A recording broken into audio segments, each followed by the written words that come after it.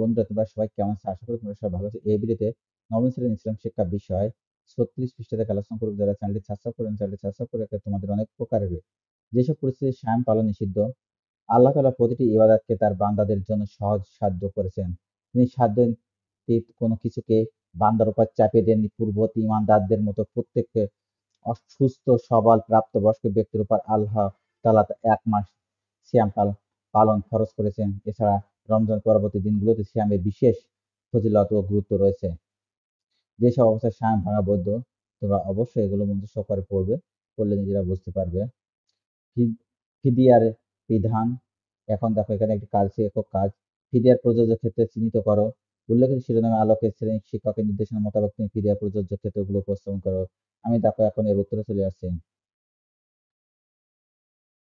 ফিদা ইসলামী শরিয়া অনুসারে এমন একজনের ক্ষতিপূরণ যা নির্দিষ্ট ধর্মীয় দায়িত্বগুলো পালনে ব্যর্থ হওয়ার কারণে দেওয়া হয়। এটি সাধারণত অসুস্থতা, বার্ধক্য বা অন্যান্য কারণে রোজা রাখতে অক্ষম ব্যক্তিদের জন্য প্রযোজ্য। ফিদিয়ার প্রযোজ্য ক্ষেত্রগুলো হলো রোজা। যারা স্থায়ী অসুস্থ বা বার্ধক্যজনিত কারণে রোজা রাখতে অক্ষম তাদের জন্য ফিদিয়া দেওয়ার বিধান রয়েছে। এক্ষেত্রে প্রতি রোজার জন্য একজন দরিদ্র মানুষকে ২ বেলার খাবার বা তার সমমূল্য অর্থ প্রদান করা হয়। সালাত। যদিও সালাতের ক্ষেত্রে ফিদিয়ার প্রযোজ্যতা সাধারণত প্রযোজ্য নয়, কারণ সালাত পুনরায় আদায় করা সম্ভব।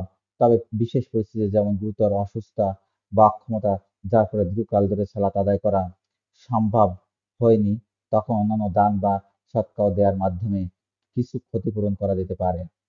হজ। যে সকল ব্যক্তি শারীরিক অক্ষমতা বা অত্যন্ত গুরুতর অসুস্থতার জন্য হজ পালন করতে অক্ষম, তারা অন্য কাউকে নিজের পক্ষ থেকে হজ পালন করার জন্য অর্থ প্রদান করতে পারেন, যা এক ধরনের ফিদিয়া হিসেবে গণ্য করা হয়। কাফারা ও ফিদিয়া।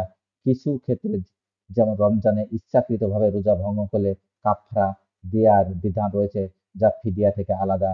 কাফারার মধ্যে পরপর ২ মাস রোজা রাখা, যা ৬০ জন দরিদ্র ব্যক্তিকে খাওয়ানো অন্তর্ভুক্ত থাকতে পারে।